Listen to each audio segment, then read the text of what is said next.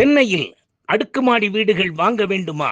பிரதான பகுதிகளான அண்ணா நகர், வடபழனி, அம்பத்தூர் ஓரகடம், ராம்நகர் மற்றும் பசும்பொன் நகர் பகுதிகளில் மிக நேர்த்தியாக வாஸ்து முறைப்படி தரமான மூலப்பொருட்களை வைத்து கட்டிக்கொண்டிருக்கும் கைராசியான ஸ்தாபனம். அணுகவும் கீழச்சிவல்பட்டி வள்ளியப்பன் அவர்களின் Murugan builders, civil contractor and flat promoters. பேசுவதற்காக உடைய அன்புக்குரிய சகோதரி வள்ளியப்பன் என் கூட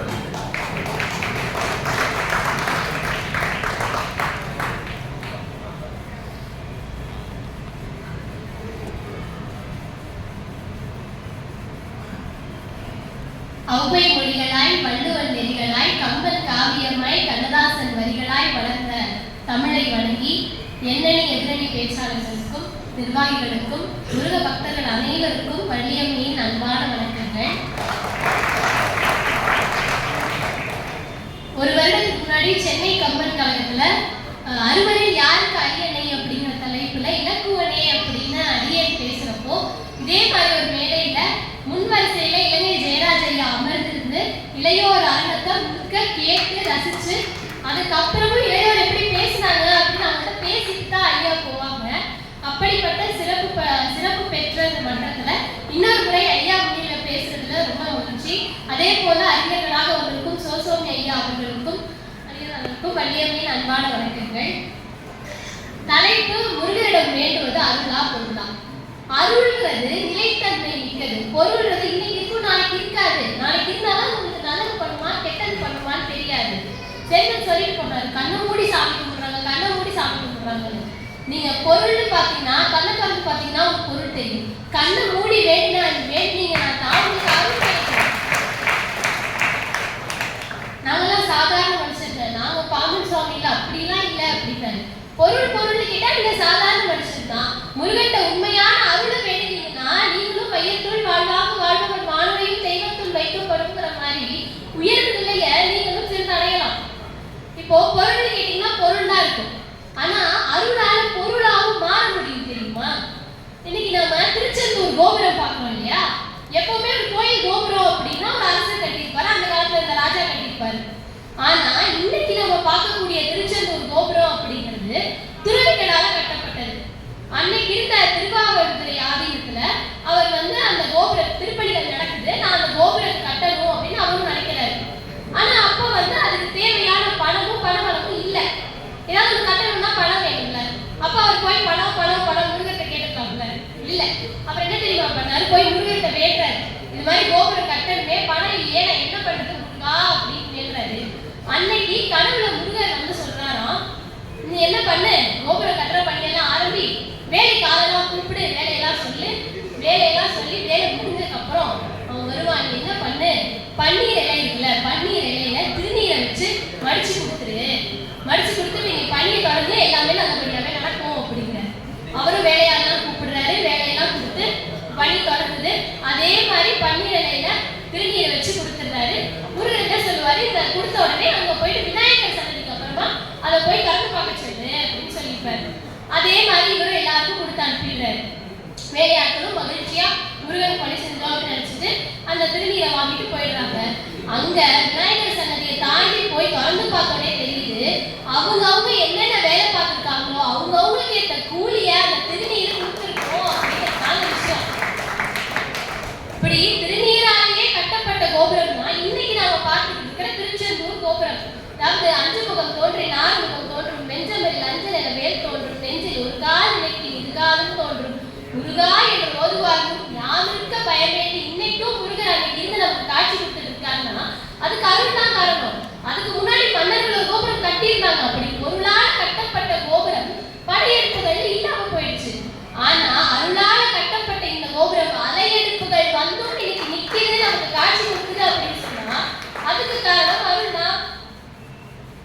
பாம்பன் சுவாமிகள் சொல்லியிருந்தாங்க இல்லையா, பழனியை பத்தி தங்கச்சி சொல்லிட்டு போயிருந்தாங்க. பாம்பன் சுவாமிகளுக்கு பழனிக்கு போகணும் அப்படின்னு ரொம்ப நாள் ஆசையா. அவர் நண்பர் கூட ஒரு முறை வரும்போது நான் பழனிக்கு போறேன் வாங்க அப்படின்னு சொல்லியிருக்காரு. சரி நானும் வரேன் அப்படிங்கிற. ஆனா அவருக்கு போகவே முடியல, ஏதோ தடைகள் வந்துட்டே இருக்கு. அப்ப சொன்னாங்க, இல்ல முருகர் அருள் கொடுத்தாரா, முருகர் உங்களை கூப்பிட்டுக்கிட்டாரா நீங்க போக முடியும் அப்படின்னு சொல்லி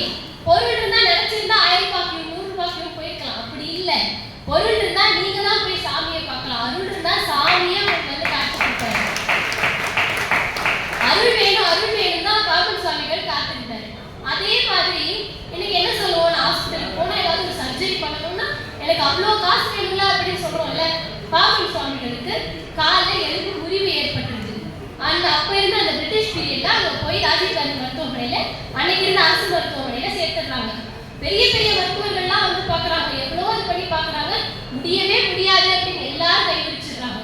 என்னதான் பண்றது, இந்த எலும்பு முறிவை சரியே பண்ண முடியாது அப்படிங்கிறாங்க.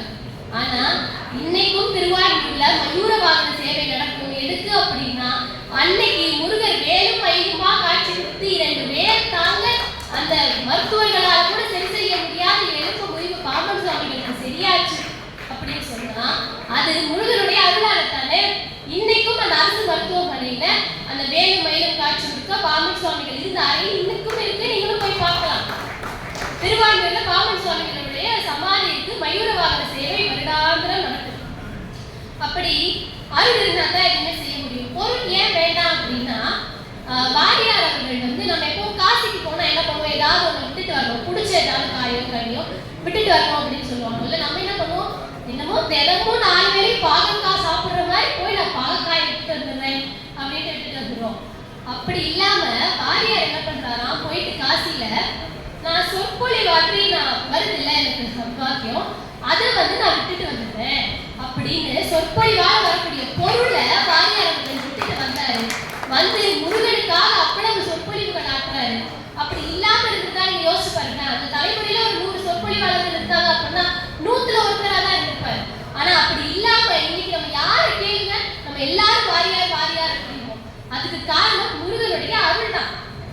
நான் இப்படி சொல்லி முடிக்கிறேனே, எந்த ஒரு உறவா இருக்கட்டும், அம்மா அப்பாவா இருக்கட்டும், குழந்தை அப்பாவா இருக்கட்டும், காதலர்களா இருக்கட்டும், யாரா இருந்தாலும் எனக்கு இது வாங்கி கூட அது வாங்கி கூட செகண்டரி தான். எப்பவுமே கூட இருப்பீங்கல்ல, எனக்கு சப்போர்ட்டிவா இருப்பீங்கல்ல அப்படிங்கிறது தான் அன்பு. அந்த அன்பு தான் முருகனுடைய அருள். திருத்தணி முருகன் படித்துறை வருவான், செட்டி மகன் கம்பளிக்கு செந்தூரான் துணைங்கிற மாதிரி முருகன் அருள் இருந்தாலே போதும். சுந்தரர் பாடுவார், பொண்ணும் மெய்ப்பொருளும் தருவானை, மோகமும் திரும்பும் உணர்ப்பானை அப்படின்னு. அதாவது பொண்ணு ஒண்ணு, மெய்ப்பொருள் ஒண்ணு. நீங்க அந்த பொருளை அனுபவிக்கணும் அப்படின்னா கூட உங்களுக்கு அருள் தான் வேணும். நான் நிறைய சம்பாதிச்சு வச்சுட்டு ஆனா உடல்நிலை சரியில்லைன்னா நீங்க அது ஒரு 10 பைசா போதும் இல்லை. பொருள் இருந்தாலும் அதை அனுபவிக்க அருள் வேண்டும். அருளால் பொருளாலே மாற முடியும். எல்லா நிலையிலும் முருகனிடம் வேண்டுவது அருளே என்று கூறி இந்த பொன்னான வாய்ப்பளித்தமைக்கு நன்றி.